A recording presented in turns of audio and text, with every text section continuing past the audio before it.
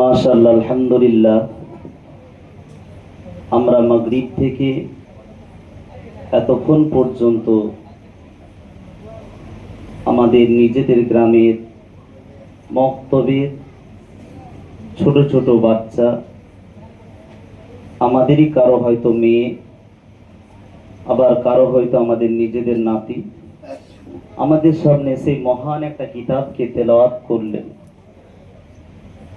আজকে সব থেকে বড় খুশির বিষয় হলো, আমি যত জায়গায় যাই বা কারি সাহেব হুজুর আমাদের যিনি ট্রেনিং এর জন্য আসছিলেন,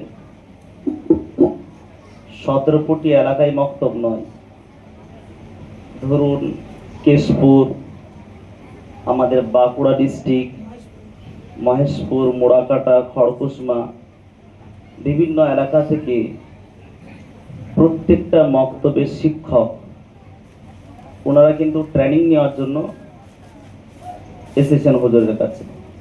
তা হুজুর প্রত্যেকটা মক্তবে ঘুরে ঘুরে দেখেছেন বাচ্চাদেরকে ঠিক যেইভাবে আপনাদের সামনে আজকে বাচ্চাদেরকে পড়া করালো, ঠিক ওইভাবে প্রত্যেকটা মক্তবেই হুজুর কিন্তু প্রত্যেকটা মেয়েকে যে আমি যেইভাবে ট্রেনিং দিচ্ছি ঠিক এইভাবে পড়ানো হয় কিনা, কোরআনকে কোরআনের মতো যদি পড়ার হক মক্তবে আদায় হয়, আমি আপনাদেরকে গর্ব করে বলবো যে এই ভাঙ্গিপাড়া মেটেডহরের মাটিটা হচ্ছে একটা, দেখুন পরিবেশ যেখানে যেমন হবে, আবহাওয়া যেমন হয়, ঠিক সেখানে মানুষের রং শরীরের ওই রকমেরই হয়, মানুষের মেজাজও ঠিক ওই রকম হয়। আজকে আপনাদের 17 এলাকার কারি সাহেব কারি আব্দুল্লাহ দামাত বরকাতুম আলিয়া হুজুরের বাড়ি কোথায় গো? এখানেই বাড়ি। আচ্ছা, কারি আব্দুল আজিজ হুজুরের বাড়ি এখানে। আচ্ছা, আবার আমাদের মৌলানা সাহেব আছেন, হাফিজ রিজওয়ান ভাই আছেন, আরো কারি সাহেব আছেন। দেখুন, শুধুমাত্র গলা সুন্দর হলে হয় না, কোরআনকে পড়তে গেলে যেইভাবে পড়লেন হুজুরের সাথে। আমি অনেকগুলো ভিডিও এখানে যখন মক্তবে আমরা জাজমেন্ট হিসেবে এসেছিলাম, বা আরো বইয়াদহ বাজারে আমাদের এই মক্তব থেকে বাচ্চারা পড়তে গিয়েছিল, অনেক ভিডিও ছিল।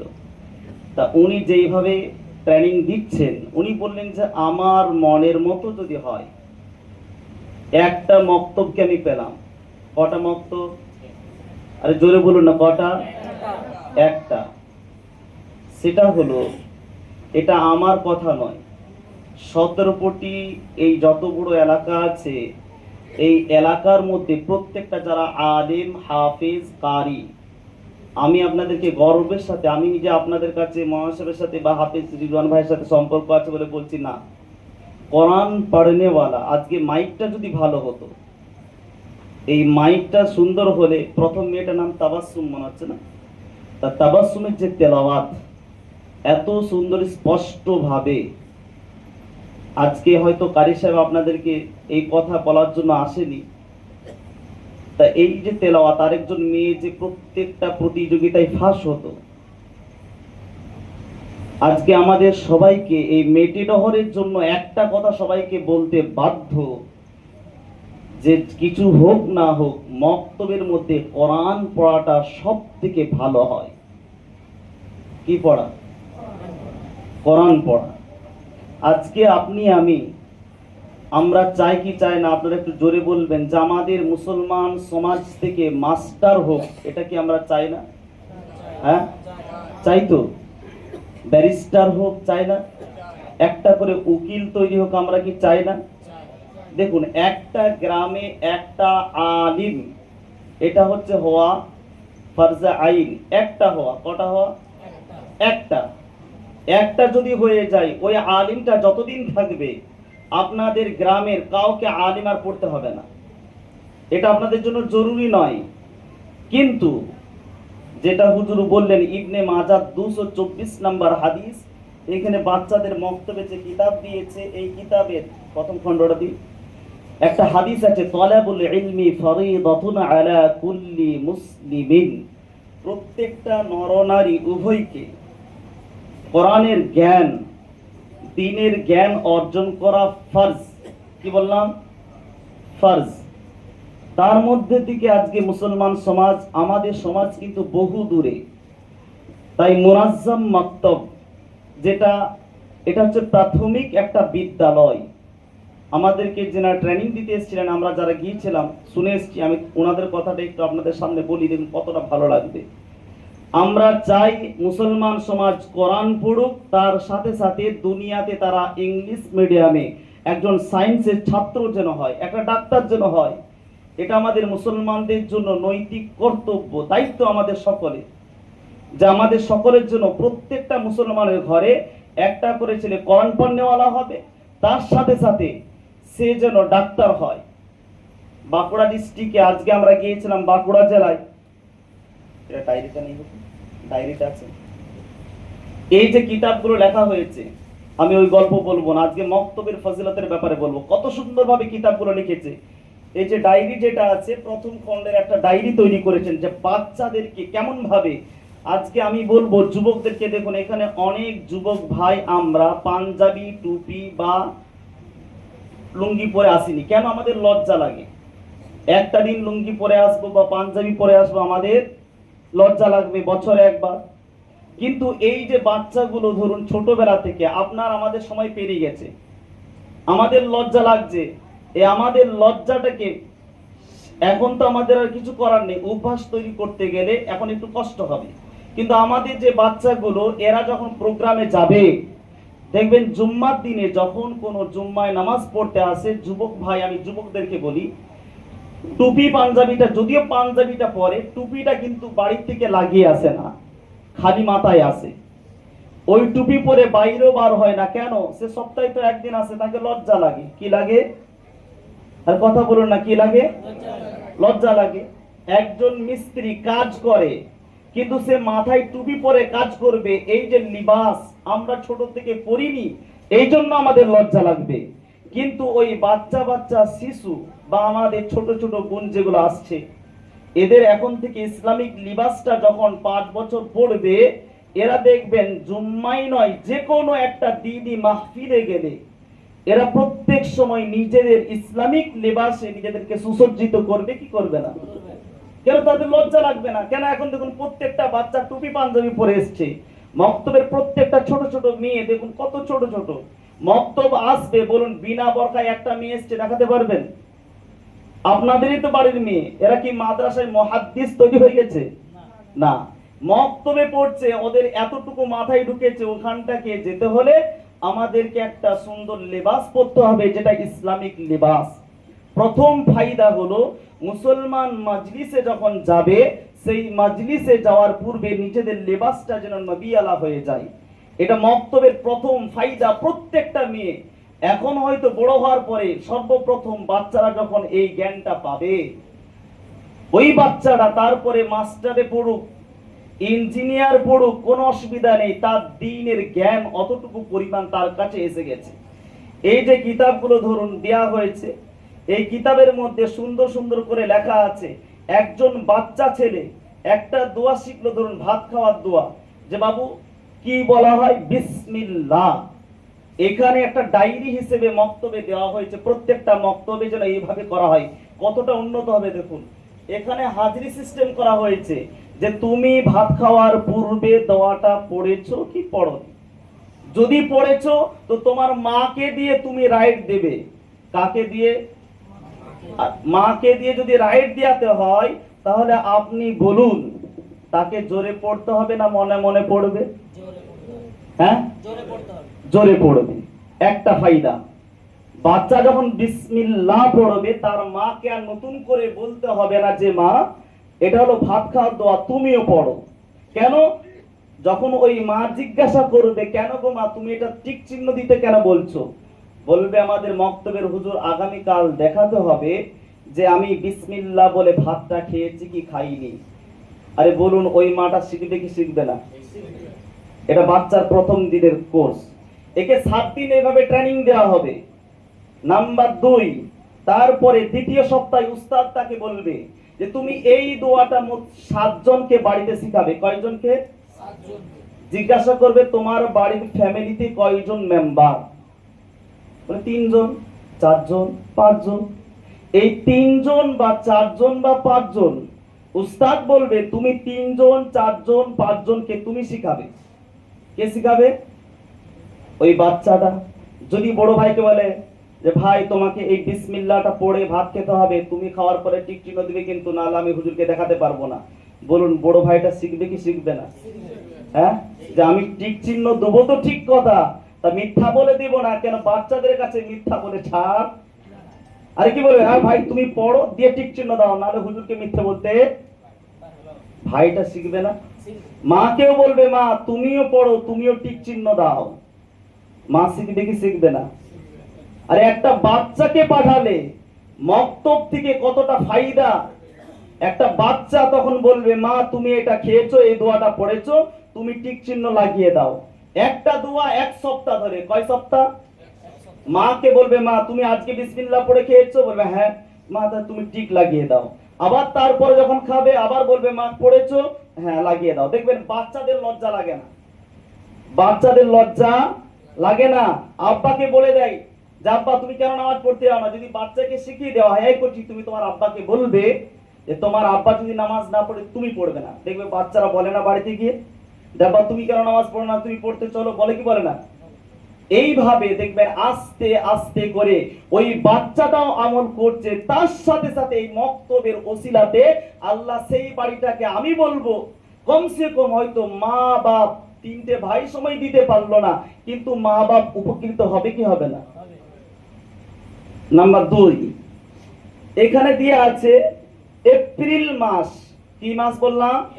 এপ্রিল মাস। এখানে বায়ান নয়, একটু ভালো করে বুঝুন মক্তবে দরকার আছে কি নেই। এখানে 1 তারিখ থেকে নিয়ে 30 তারিখ পর্যন্ত একটা হাজিরি খাতা করা হয়েছে। কি খাতা? হাজিরি খাতা। ওই বাচ্চাটাকে শিক্ষা দেওয়া হবে মক্তবে। এই করছি ওর প্রতি কিন্তু নামাজ ফরজ নয়, ওর প্রতি নামাজ ফরজ নয়।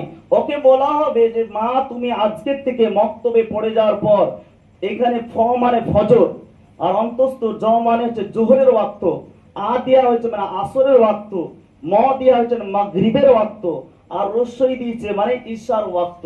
এই 5 ওয়াক্ত নামাজের একটা একদিনের একটা তালিকা করে দেওয়া হয়েছে। এরপরে মা ওই কোচিকে শিক্ষা দেওয়া হবে, কোচি তুমি আজকে যখন বাড়ি যাবে তুমি ফজরের নামাজ পড়লে তোমার মাকে দেখিয়ে পড়বে। কাকে দেখিয়ে? কাকে দেখিয়ে? মাকে দেখিয়ে। পড়ার পর তুমি তোমার মায়ের কাছ থেকে ফয়েতে একটা রাইট চিহ্ন নেবে। কিসে?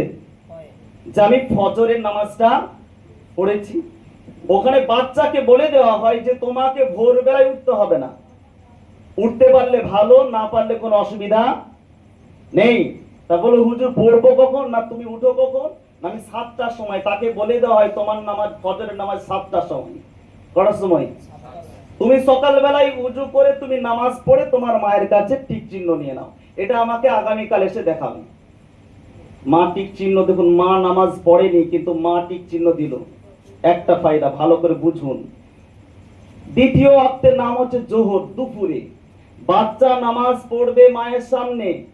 কোচিকে যখন মক্তব থেকে শিক্ষা দেওয়া হবে যে বাবু তুমি আজকে বাড়িতে গিয়ে জোহরের নামাজ পড়ার পর তুমি তোমার মায়ের কাছে বা তোমার আব্বার কাছে বা তোমার ভাইয়ের কাছে, তোমার গার্জেন যারা আছে, তোমার থেকে উপরে যারা আছে তাদের কাছে টিক চিহ্ন নিয়ে নেবে। এইভাবে বলুন কদিন বলা হবে? বলবে 1 সপ্তাহ তুমি টিক চিহ্ন নেবে। কয় সপ্তাহ? 1 সপ্তাহ। বাপ নামাজ পড়লো না, মা পড়লো না, ভাই পড়লো না, বোন পড়েনি, পড়ছে একটা বাচ্চা। কত রাকাত কোনো জানা নেই, নামাজ উজু করে পড়ছে না, হুজুরকে গিয়ে দেখাতে হবে। বাচ্চাদেরকে এখানে বলে দেওয়া হয় কোচি যে নামাজ পড়বে তাকে চকলেট দেবো, যে নামাজ পড়বে তাকে মাশাআল্লাহ পুরস্কৃত করাবে। বাচ্চারা কম্পিটিশন করবে কি করবে না?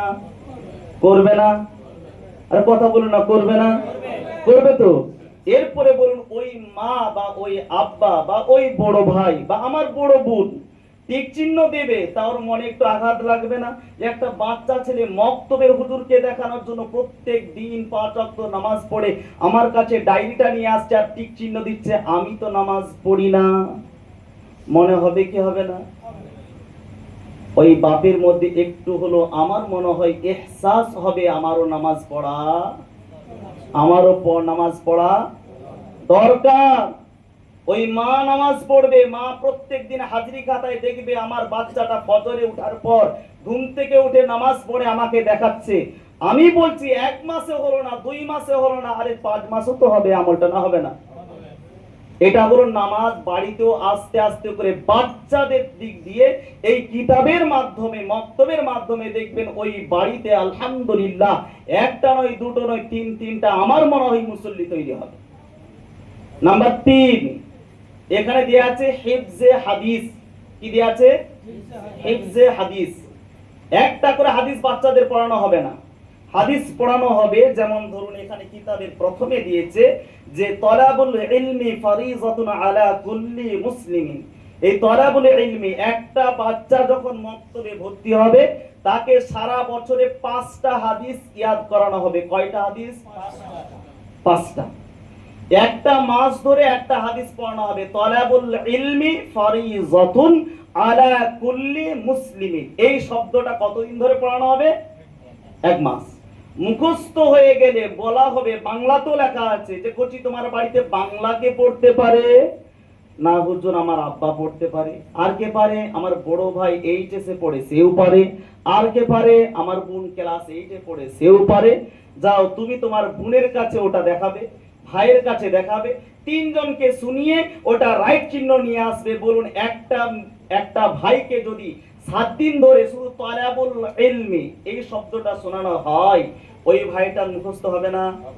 হ্যাঁ, এই ফায়দাটা শুধুমাত্র মক্তব থেকে। আলহামদুলিল্লাহ, আপনাদেরকে নামাজ পড়তে আর হুজুরদেরকে বলার প্রয়োজন হবে না, বক্তা ভাড়া করে নিয়ে এসে বক্তাদেরকেও বলার প্রয়োজন হবে না। আপনার আমার বাড়ির ছোট ছোট বাচ্চা মেয়েগুলো আমাদেরকে যখন আবদার করবে, আব্বা তুমি রাইট চিহ্ন মেরে দাও, আব্বা তুমি শোনার পরে আমার সঠিক হলো কিনা তুমি একটু শোনাও এবং তুমি আমাকে একবার শোনাও, বলুন সে আব্বা মুখস্থ করবে না? এইভাবে দিন আস্তে আস্তে মক্তব। আপনাদের ছেলেদেরকে মাওলানা করার প্রয়োজন নেই, যে হাফেজ হতে হবে কোনো প্রয়োজন নেই। ইলমি জ্ঞান এই কিতাবগুলো এমন ভাবে তৈরি করা হয়েছে মুনাজ্জাম মক্তব, একটা ছেলে বছরে 10টা সূরা ইয়াদ করবে। বলুন 365 দিনে 10টা সূরা মুখস্থ করতে বাচ্চাদের কোনো চাপ হবে? ওদেরকে সূরা ফাতিহা যে ইয়াদ করানো হবে, এই প্রথম খণ্ডে হিফজে সূরা দেয়া আছে। আপনারা দেখবেন যারা বই পড়তে পারেন, আমার মনে হয় আপনাদেরও মুতালা করা বা এই কিতাবটা পড়া দরকার। এখানে যে হিফজে সূরা দেয়া আছে, এই হিফজে সূরাকে বলা হয়েছে প্রত্যেক 1 মাসে 3টে দোয়া পড়ানো হবে। সবক নাম্বার 1, সবক নাম্বার 2, সবক নাম্বার 3। কত সুন্দরভাবে দেখুন এখানে একটা ফল দিয়েছে, মানে খাবার শুরু করার দোয়া। আপেলের ছবি দেওয়ার পরে লিখেছে বিসমিল্লাহ। কি লিখেছে? বিসমিল্লাহ। এটা আপেল যখন খাবার সামনে আসবে পড়ো। নাম্বার 2, আপেলটা অর্ধেক করে বাচ্চাকে বুঝিয়ে দেওয়া হলো, আপেলটা তুমি অর্ধেকটা খেয়েছো, অর্ধেকটা এখনো অর্ধেকটা খাবার আছে, তখন তুমি কি দোয়া পড়বে? বিসমিল্লাহি আউয়ালাহু ওয়া আখিরা। তারপর নাম্বার 3, আপেলের দেখুন কত সুন্দর ভাবে যেই উপরে বটা ছিল সেই বটার ছবি দেয়া আছে, মানে আপেলের ছবি আর দেয়া নেই। এখানে এবারে বাচ্চাকে বলা হচ্ছে খাবার শেষের দোয়া। এই 3টা মাত্র দোয়াকে 1 মাস পড়াবেন। কয় মাস? 1 মাস। 1 মাস উস্তাদ পড়ানোর পরে ওই দোয়াটা তার গার্জেনদেরকে শোনানোর পরে 1 মাস পরে এসে হুজুরকে আবার বলবে যে হুজুর এটা আমার মুখস্থ হয়েছে না, তুমি কাকে কাকে শিখিয়েছো রাইট মারো। বলুন বাচ্চা 1 মাস ধরে 3টে দোয়া ঘরে শিখাবে না? হ্যাঁ, আপনাকে আমাকে আর হুজুর 40,000 50,000 টাকা ভাড়া করে কোনো আনার প্রয়োজন থাকবে না। আজকে আমাদেরকে বোকা বানানো হচ্ছে এইভাবে, টান দিয়ে কানে হাত দিয়ে একদম ওয়াজ করে চলে গেলাম, বাচ্চাদের শিক্ষা আমরা দিলাম না। আপনার আমার ছেলেটা, আরে বাবা স্কুলে পড়ার সাথে 24 ঘন্টার মধ্যে মাত্র 1 ঘন্টা 15 মিনিট পড়ানোর অধিকার দিয়েছে, যে মুনাজ্জাম মক্তবে তোমার ছেলেকে মাত্র 1 ঘন্টা 15 মিনিট পড়াবে। তার মধ্যে প্রথমে যখন আসবে আগে জিজ্ঞেস করো কি? আসসালামু আলাইকুম, সালাম দাও। নাম্বার 2, জিজ্ঞেস করো তোমরা আজকে বাড়িতে কে কে সালাম দিয়েছো? বাচ্চা যদি সালাম দেয় বলবে হ্যাঁ দিয়েছি। মক্তবের নিয়ম, তাকে 2টো চকলেট দিয়ে দাও। ওই বাচ্চা দেখবেন কালকের দিনে মক্তব, আপনি কাঁঠাল দিয়া যে মক্তব আছে, শুকনাতোড়ের ইমাম সাহেব আজহার ভাই, আপনারা সকলেই কম বেশি জানেন। ওনার মক্তবের সিস্টেম হচ্ছে যে বাচ্চাদের যে যত সালাম দিবে তার জন্য তত শাবাশ দেওয়া হয়। বাচ্চারা নাকি এক একটা বাচ্চা একদিনে 200-300 বার করে সালাম দেয়। কতবার? আরে বাচ্চাদেরকে যখন এই যে একটা জিনিস দিয়ে তাদের আশা দেওয়া হবে, তোমাকে পুরস্কৃত করা হবে, সে মুসলমান দেখলে দেখবেন বাড়িতে প্রত্যেকটা মানুষকে সালাম দিবে। মাদ্রাসা ছেড়ে অত সালাম দিতে পারে না যতটা সালাম বাচ্চা মক্তবে দেয়। এটা আমাদের দরকার আছে কি নেই বলুন? হ্যাঁ, এই বাচ্চারা হলো আমাদের ভবিষ্যৎ। হ্যাঁ, আচ্ছা, এই বলছি তোমাদের হুজুর বলছে যে উনি তো অনেক মেহনত করে পড়ান, আমাদেরকে নিয়েছিল একটু জিজ্ঞেস করার জন্য। একটু বলো তো বলছি, তোমাদের বাড়িতে আব্বা মাকে কে কে সালাম দাও? এবার হাত তুলে দেখাও। মাশাআল্লাহ, এতগুলো চকলেট আবার হাজির আছে এখানে, সবাই দেয় বলছে চকলেট দেখি। তোমরা সত্যি দাও? আর গার্জেনরা একটু বলি ভাই, আমরা দেয় দেয়। এরপর আমি আপনাদেরকে একটা হাদিস শোনাই, সহিহ বুখারীর 28 নম্বর হাদিস। আল্লাহ রাসূলকে জিজ্ঞাসা করা হলো, আইয়ুল ইসলামি খায়রুন, হুজুর ইসলামের সবথেকে ভালো কাজ কোনটা? কি বললেন? ইসলামের সবথেকে ভালো কাজ কোনটা? রাসূল বলেন, ক্বালা তুতিমুত তাআম ওয়া তাকরাউস সালাম, ক্ষুধার্ত ব্যক্তিকে খানা খাওয়াও। কাকে? এদের খানা খাওয়ানো ইসলামের সবথেকে উত্তম কাজ। কোন ব্যক্তি যদি একজন ক্ষুধার্ত ব্যক্তিকে খানা খাওয়াতে পারে, আল্লাহর রাসূল বলেন সবথেকে ইসলামের বড় কাজ ওই ব্যক্তি করলো যেই ব্যক্তির পেটে খিদে আছে তাকে খাওয়ালো। নাম্বার 2, তাকরাউস সালাম, সালামটাকে আম করে দাও। একজন ইমাম সাহেব যদি গিয়ে বলে আসসালামু আলাইকুম, আবার বললো চা দোকান আসসালামু আলাইকুম, আবার বললো আসসালামু আলাইকুম, কিছু কিছু লোক বলে বেটা ইমামের কি পেটে কৃমি লড়ছে নাকি, শুধু ঘুরে ঘুরে সালাম দিচ্ছে। আরে বলে কি বলে না? আপনাদের তো খারাপ লাগে, আমাদেরকে বলেছে তাই বলছি। কি বলে? ইমামের পেটে কৃমি লড়ছে, নাহলে মসজিদে মাইনে পাইনি, ওই জন্য ঘন ঘন সালাম দিচ্ছে। কিন্তু এই জিনিসটাকে মাথা থেকে তুলে দিবে আপনার আমার বাচ্চা, তারা ঘুরলেও আপনাকে আসসালামু আলাইকুম, একটা রাসূলের হাদিসের প্রতি আমল হবে। কতদিন? রাসূল বলল, মিশকাত শরীফের একটা হাদিস আছে, রাসূল বলেন, মান তামাসসাকা বিসুন্নতি ইনদা ফাসাদি উম্মতি ফালাহু আজরু মিআতা শাহীদ, যদি কোনো ব্যক্তি আমার একটা সুন্নতকে জিন্দা করে, কয়টা? একটা, তো ফালাহু আজরু মিআতা শাহীদ, তাকে 100টা শহীদ হলে যে সওয়াব দেওয়া হয়, একটা সুন্নত পালন করলে রাসূল তাকে ওই রকম আল্লাহ সওয়াব দিবেন। আপনার আমার বাচ্চা যদি ঘরে একবার সালাম দেয়, এই সালামটা যখন দেখবেন সালামের কারণে বাচ্চা যখন ভাইকে দেয়, ভাই যখন বাপকে দেয়, এইভাবে আস্তে আস্তে আপনার আমার গ্রামে, শুধু বাড়িতে নয়, মক্তব হওয়ার কারণে গ্রামের পরিবেশটাই একদম সুন্দর হয়ে যাবে। হবে কি হবে না? যদি আমরা এইভাবে চালাতে পারি। আর এইভাবে চালাতে গেলে যেই ব্যক্তি চালাবে সেটাকে গ্রামের মডল, পার্টির নেতা, আর কথা বলুন না, কে চালাবে? যাকে রেখেছি সে চালাবে। তা তাকেও আমাদের সাথ দিতে হবে। কেমন? এর জন্য একটা কমিটি গঠন করতে হবে। কি করতে হবে গো? কমিটি। এই কমিটি ব্যক্তিদের শুধুমাত্র জলসা প্যান্ডেল দাও গো, টাকা দাও গো, চানা, না না না, এই জন্য নয়, ওটা তো আছে, ওটা আলাদা। আমার বাচ্চাগুলো, গ্রামের বাচ্চার হকটা ইমাম সাহেব আদায় করে পড়াচ্ছে কি পড়াচ্ছে না, এটা আমাদের প্রথম দায়িত্ব, যে আমার প্রত্যেকটা বাচ্চার জিম্মেদার আমরা। যেমন তিরমিজির হাদিসে রাসূল বললেন 2829 নম্বর হাদিসে, মান ক্বারা হারফান মিন কিতাবিল্লাহ, যদি কোনো ব্যক্তি কোরআনের একটা অক্ষর পড়ে, কয়টা? কয়টা? এই যে বাচ্চাগুলো পড়লো আলিফ, বা, তা, এই তিনটে পড়লো মানে 30টা নেকি। কয়টা গো? কয়টা? এই 30টা নেকি বাচ্চারা তো পাবে। তার আব্বা মা যদি নাবালেগ হয়, ওই আব্বা মাকে আল্লাহ পাক রব্বুল আলামিন বাপ মা পড়েনি, কিন্তু তার বাচ্চা পড়ার কারণে আলিফের পরিবর্তে একেও যেমন 10টা দিল, আমার আল্লাহ ওই কি বলে আপনার আব্বা আম্মাকেও 10টা করে নেকি দেবে। তা আপনার আমাদের জন্য এই মুনাজ্জাম মক্তব অবশ্যই আমাদের জন্য প্রয়োজন। আমি মনে করি যে আমাদের ঘরে প্রত্যেকটা ছেলে মেয়ে, আমি যখন মারা যাব,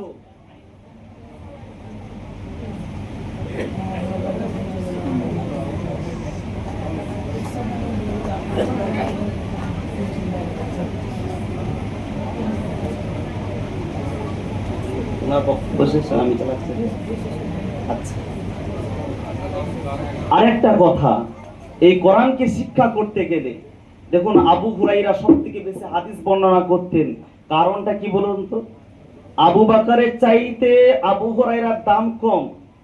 পৃথিবীতে যত উম্মাত রসুলের এসেছেন, ইমাম বুখারী বলুন, তিরমিজি শরীফ যিনি লিখেছেন, যত ইমাম এসেছেন আর যত পীর ওলি আউলিয়া আসবেন বা এসেছেন, চলে গেছেন, আবার আসবেন, এনাদের সবাইকে যদি এক জায়গায় দাঁড় করে দেওয়া হয়, আর আবু বকর সিদ্দিক রাদিয়াল্লাহু তাআলা আনহুকে যদি আরেক দিকে দাঁড় করে দেওয়া হয়, তা কার দাম বেশি গো?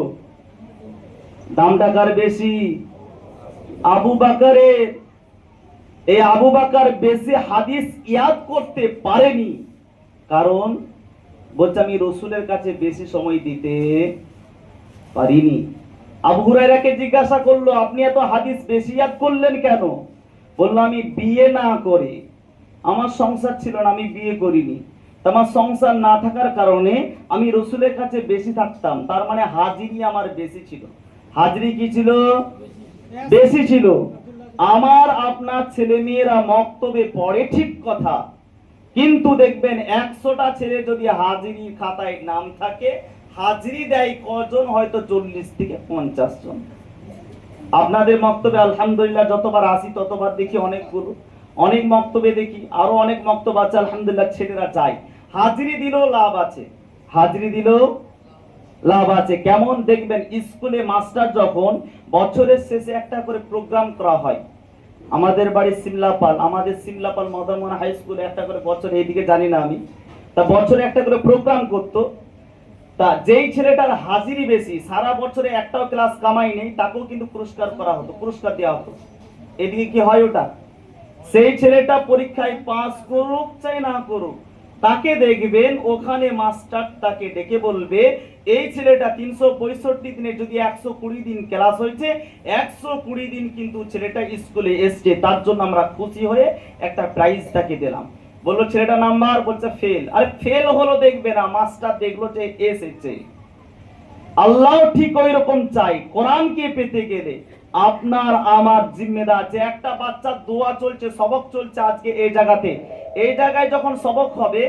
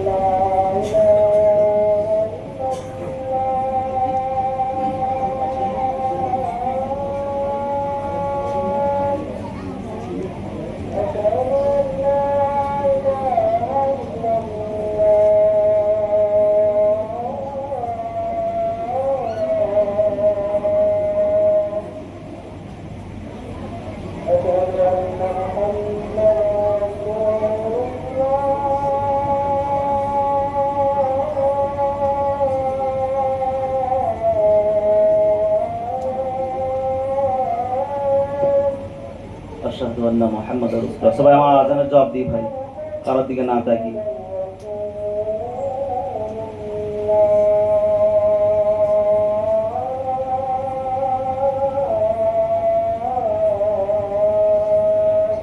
আশহাদু আন্না মুহাম্মাদুর রাসূলুল্লাহ।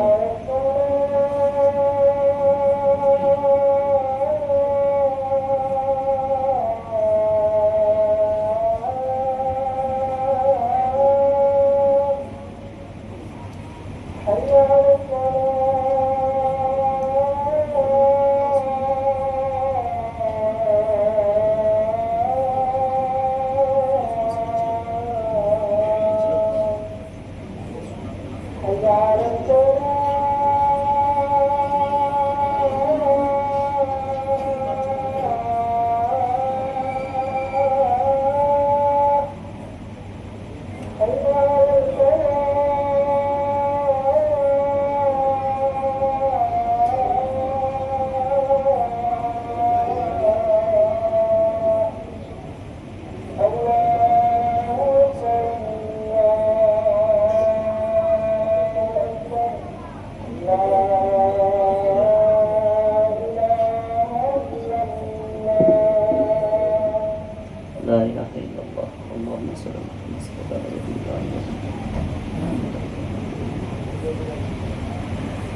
মাশাআল্লাহ, একটু সকলে ভালো করে শুনি, এরপরে দোয়া হবে ইনশাআল্লাহ। কয়েকটা কথা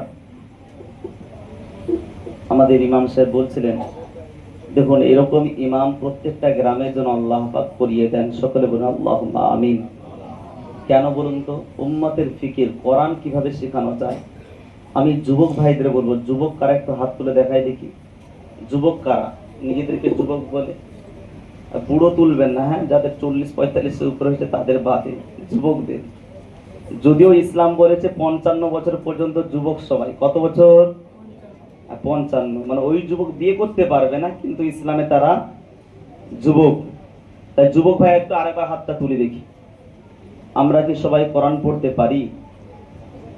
যারা কারা কারা পারি না একবার হাত তুলে দেখান, যে আমরা কোরআন পড়তে পারি না। এটা লজ্জা নয়, পারেন না একটু হাতটা নামান। পৃথিবীতে সব থেকে উন্নত মানের, উন্নত নয়, আপনারা বলুন যত কিতাব আছে সব থেকে উত্তম কিতাব কোনটা বলুন তো? জোরে বলুন কোন, আরেকবার জোরে বলুন। কোরআন। এই কোরআনকে আমাদের শিক্ষা করার, আমি আপনাদেরকে খতম দিতে বলবো না, এতটুকু শিক্ষা করার জন্য ইমাম সাহেব হুজুর বলছিলেন যে আগামী কাল থেকে আমরা এশার পরে উনি পড়াতে চান। এরকম ইমাম পাওয়া যায় না। অনেক জায়গায় ইমামরা বলে 9,000 টাকা মাইনে দিয়ে সকালে পড়াবো, দুপুরে পড়াবো, রাতে পড়াবো, ও ঘোড়ার ডিম আমার দ্বারা চলবে, অত সময় কোথায় আছে? তা উনি যখন খুশি মনে বললেন আমি যুবক, একটা করে টিম, মাত্র 10 জন করে, আল্লাহকে খুশি করার জন্য। সব সময় তো টাকা তোলা হয় নাকি প্রত্যেকটা মাহফিলে? হ্যাঁ, আমি একটু দাম বলি নাদেরকে, টাকা তোলা হয়, টাকা আদায় হয়। আমি আজকে কোরআন পড়নেওয়ালা আদায় করব। কারা কারা কোরআন পড়তে পারি, এই দানটা কারা করতে পারেন দেখি। আল্লাহকে রাজি করার জন্য 10 জন যুবক ভাই একটু তাড়াতাড়ি হাতটা তুলি, যে আমি আল্লাহর জন্য, আল্লাহকে খুশি করার জন্য, আমার আব্বা মাকে রাজি করার জন্য, আমার আব্বা মায়ের গুনাহগুলো মাফ হয়ে যাওয়ার জন্য মাত্র আধা ঘন্টা আমি বলে যাবো ইমাম সাহেবকে, এনাদেরকে বেশিক্ষণ নয়, আধা ঘন্টা। তারপরে ফ্রি ফায়ার খেলো, কোনো অসুবিধা? আরে কোনো অসুবিধা নাই, তারপরে খেলো না, অসুবিধা নেই। আবার বলে ফ্রি ফায়ার খেলতে, না ভাই, ফ্রি ফায়ার খেলার জন্য নয়, আমি আপনাদেরকে এইভাবে বলছি একটু কোরআন পড়ার জন্য, আল্লাহকে রাজি করার জন্য। 10 জন ভাই একটু হাতটা তুলে দিই, যে ইনশাআল্লাহ। আলহামদুলিল্লাহ, 10 জন নয় হুজুর, অনেকগুলো হয়েছে, পড়াতে পারবেন আপনি? হ্যাঁ, অনেকগুলো হয়ে গেছে, আলহামদুলিল্লাহ। আল্লাহ কবুল করুক, সকলে বলি আল্লাহুম্মা আমিন। তা যাই হোক, আমি যেটা বলছিলাম, বাচ্চাদের গার্জেন আমরা যারা আছি, আমি বড় ভাই, আমিও চিন্তা করব আমার ছোট বোনটা যাতে করে মক্তবে গিয়ে বাচ্চাদের মতো সুন্দর করে এক একটা, আমি যেই সিস্টেমটা বললাম এই সিস্টেম কিতাব লেখা আছে, এইভাবে প্রত্যেকটা মেয়ে যেন, আমার ঘরের বোন, আমার ঘরের বাচ্চা, আমার একটা ছোট ভাই, আমার কলিজার বোন যেন কোরআন শিখে যায়, হাদিস শিখে যায়। হাদিস শেখার জন্য বড় বড় কিতাবের প্রয়োজন নেই। 40টা হাদিস শিখলে রাসূল বললেন সেই ব্যক্তি জান্নাতি। কটা হাদিস? 40টা। এই মক্তবে কিন্তু 40টা হাদিসের প্রতি আমল করা হবে, বেশি নয়। 40টা করুন, দুনিয়াদারি করুন। আপনি খাবার দোয়া শিখুন, স্কুলের পড়া পড়ুন। আপনি খাবার দোয়া পড়লেন, ঘুমানোর দোয়া পড়লেন, জীবন বিজ্ঞান পড়ুন, ধর্ম বিজ্ঞান পড়ুন, অঙ্ক পড়ুন, ইংলিশ পড়ুন। তার সাথে 1 মাস ধরে একটা দোয়া শেখানো হবে, আপনার আমার বাচ্চার প্রতি মাথায় চাপ দেওয়া হবে না। তাই আমরা চেষ্টা করব